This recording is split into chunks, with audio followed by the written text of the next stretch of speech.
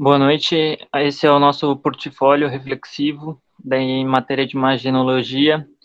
Nosso grupo é composto por Amanda Branco, André Albuquerque, Daniel Hellman, Aaron Angioletti, Joan Prais e Julie Stenhauser. Eu vou falar um pouco sobre o AVC, acidente vascular cerebral.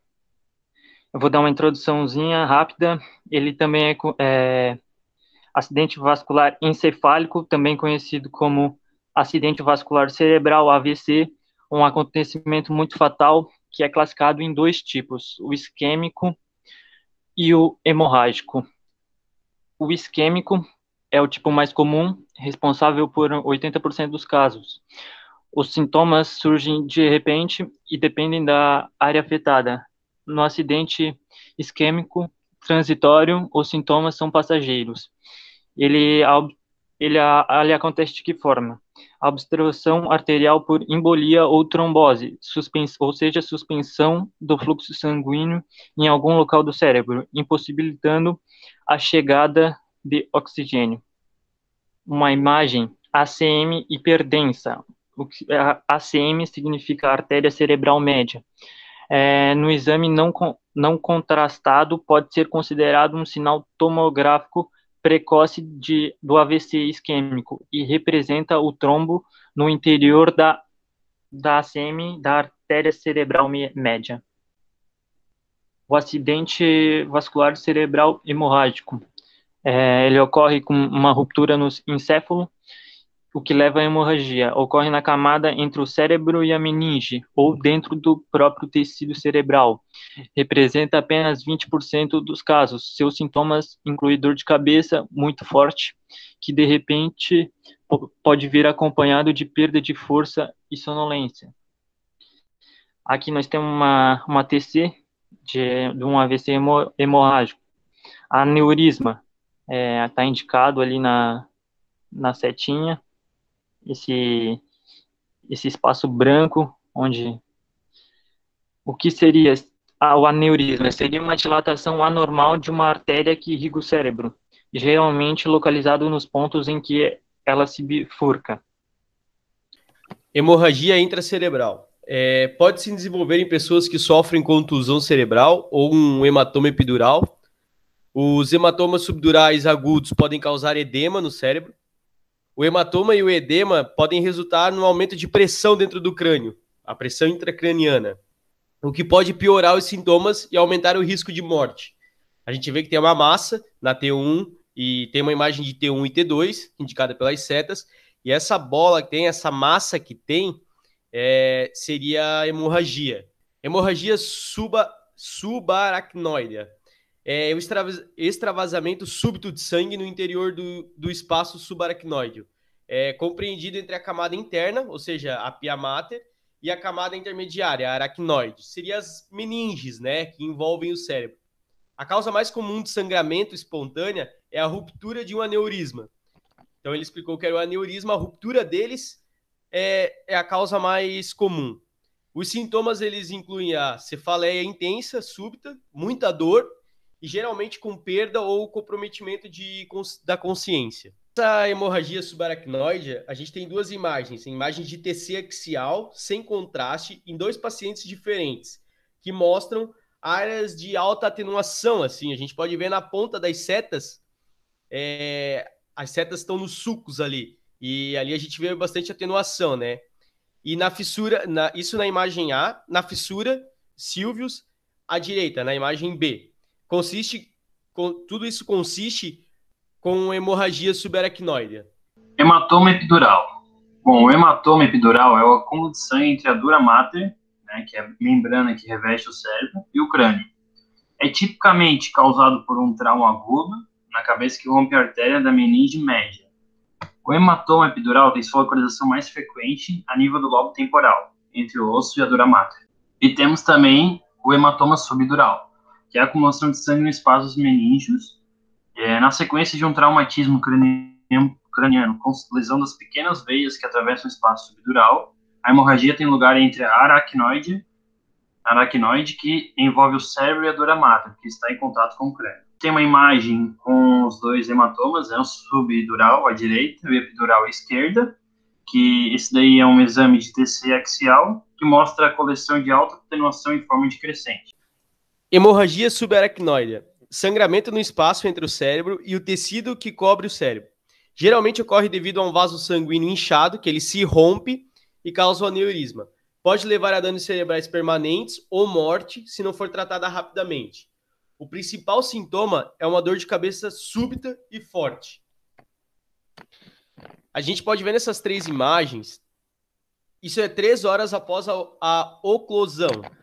A gente observa uma área de alta densidade indicativa de trombo na artéria cerebral média, a ACM.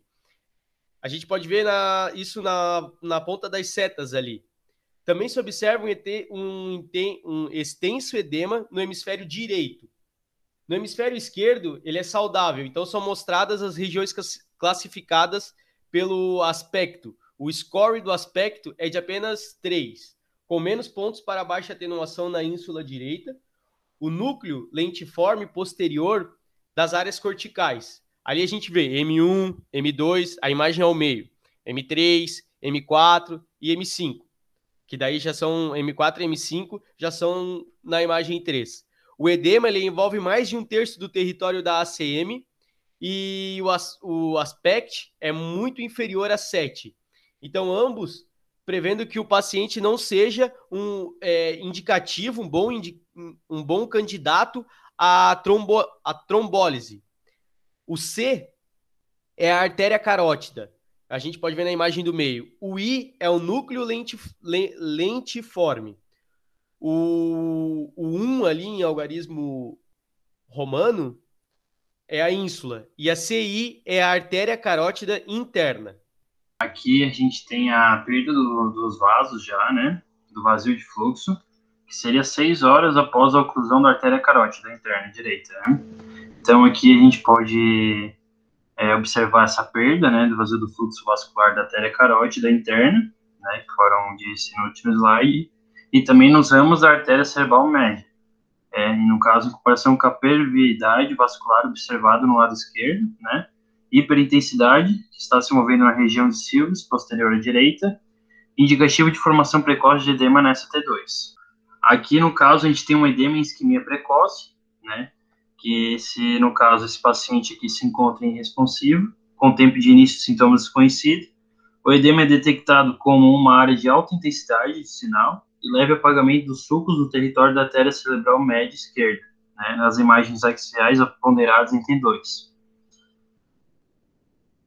Bom, aqui a gente tem o desequilíbrio de difusão, perfusão e isquemia aguda, né? No caso desse exame, é uma mulher de 88 anos, né? Com história de fibrilação atrial, apresentou subdiplomialgia direita e refasia. É uma TC sem contraste, mostra baixa atenuação sutil no putame, ínsula, córtex decisivos esquerdo. Em T2WI, a substância isenta cortical mostra leve edema, confirmando o edema citotóxico. Nas sequências da DWI e por coeficiente de difusão aparente ADC, a imagem FLAIR mostra o edema cortical e estase na artéria medial cerebral esquerda. As imagens ponderadas em perfusão, tempo de trânsito médio, né, MTT, e volume sanguíneo cerebral, VSL, demonstra uma grande área com risco de extensão para o lobo parietal. A área do tecido que mostra hipoperfusão ainda não infartada é considerado tecido sob risco. Se não forem tratadas, as lesões de fusão tendem a evoluir para lesões de perfusão circundantes graves.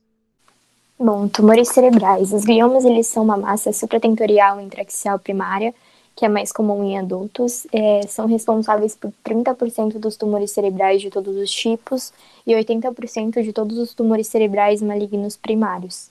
O glioblastoma multiforme, ele responde por mais da metade de todos os gliomas. Os astrocitomas correspondem a cerca de 20%, com o restante dividido entre ependinomas, oligodendrogliomas e gliomas mistos. O glioblastoma multiforme, ele ocorre mais comumente em homens de 65 até 75 anos de idade, especialmente nos lobos frontais e temporais. Ele tem o pior prognóstico de todos os gliomas e ele também é o mais agressivo dos tumores, sendo frequentemente ele mostra necrose no interior do tumor. Na imagem A, é uma TC com contraste e o tumor ele realça nas setas brancas sólidas, produz um edema vasogênico considerável na seta branca tracejada e se infiltra no tecido cerebral circundante. Há também um edema ou tumor cruzando para o lobo frontal esquerdo, indicado na seta preta. Já na imagem B, uma imagem axial ponderada em T1 mostra uma massa realçada no lobo temporal esquerdo, indicado nas setas brancas, e o realce interno da massa é um tanto heterogêneo, indicado na seta preta vazado, que implica numa necrose intratumoral ou alteração cística. As metástases para o encéfalo, elas frequentemente são massas redondas, bem definidas, próximas da junção entre a substância cinzenta e branca. Normalmente são múltiplas, mas podem ser solitárias. Normalmente elas são hipodensas ou isodensas na TC sem contraste. Na imagem, uma tomografia computadorizada com contraste, cerca de 40% de todas as neoplasias intracranianas são metástases e elas normalmente produzem massas arredondadas bem definidas. Próximo da junção entre as substâncias cinzenta e branca, geralmente são múltiplas. Elas podem realçar com contraste intravenoso e mostrar realce anelar, indicado na seta branca, né, setas brancas. Os meningiomas, eles são massas extra-axiais mais comuns, geralmente ocorrendo entre mulheres de meia idade. Suas localizações mais comuns são parassagitalmente ao longo das convexidades na asa do esfenoide, no ângulo ponto cerebelar, em ordem decrescente de frequência. E eles também tendem a ser de crescimento lento, com um excelente prognóstico se excisados cirurgicamente. Na imagem, um meningioma em uma tomografia computadorizada, sem contraste. Este meningioma ele emerge da asa do esfenoide direito, um local de origem relativamente comum, e na TC sem contraste, mais da metade é hiperdensa em relação ao encéfalo normal e cerca de 20% contém calcificação, como nessa lesão que tem a aparência de uma massa densa, indicado ali na seta branca. O schwannoma vestibular são schwannomas mais comuns de todos os nervos cranianos. O seu sintoma mais comum é a perda auditiva, mas também produzem um zumbido e também uns distúrbios de equilíbrio. Eles ocorrem mais comumente ao longo do curso do oitavo nervo craniano, dentro do meato acústico interno, no ângulo ponto cerebelar. Na imagem, uma ressonância magnética ponderada em T1 com contraste. Há uma massa de tecidos moles e realçada homogeneamente no ângulo ponto cerebelar direito, indicado ali naquela seta branca, que é bem clássica dos schwannomas, e esses tumores ocorrem frequentemente ao longo do curso do oitavo nervo craniano e a perda auditiva é o sintoma mais comum. Como traumas, existem 3 tipos de traumatismo craniano. O traumatismo craniano fechado, que consiste em não apresentar lesão na estrutura encefálica. Ele geralmente é chamado de concussão cerebral. Ele é caracterizado por gerar contusão, hemorragias ou edemas devido à compreensão no tecido do cérebro. Ou seja, quando não há lesões físicas visíveis, mas que podem acontecer internamente no cérebro. O traumatismo craniano aberto, que é quando tem uma lesão da massa encefálica devido aos fragmentos de ossos causados pela laceração dos tecidos cranianos. A probabilidade de acontecer uma infecção intracraniana causando complicações são maiores nesse tipo de trauma. E por último, o traumatismo crânioencefálico. Quando o traumatismo causa ferimentos no cérebro, ele é denominado de traumatismo crânioencefálico. É um dos maiores causadores de morte em jovens, que pode ser causada por quedas ou acidentes, como por exemplo, tipo um acidente de motos. O traumatismo craniano ele pode ser classificado como leve e grave, sendo de grau 1, 2 ou 3. O tratamento para o traumatismo. Bom, quanto antes os cuidados forem iniciados, é maior a probabilidade de recuperação. O sucesso do tratamento também depende da agilidade no atendimento prestado à vítima. E para que haja a confirmação do traumatismo craniano, o paciente ele passa pelo exame de tomografia computadorizada. As definições e o papel do fisioterapeuta. Então, a fisioterapia neurológica ou neurofuncional é uma terapia que une tratamentos e técnicas fisioterapêuticas, a fim de contribuir para a melhora de qualidade de vida dos pacientes que sofreram com alguma enfermidade neurológica ou algum trauma no crânio.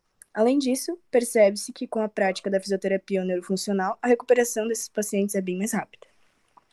Era isso, muito obrigado pela atenção. Qualquer dúvida, estamos à disposição pelo e-mail. Obrigada.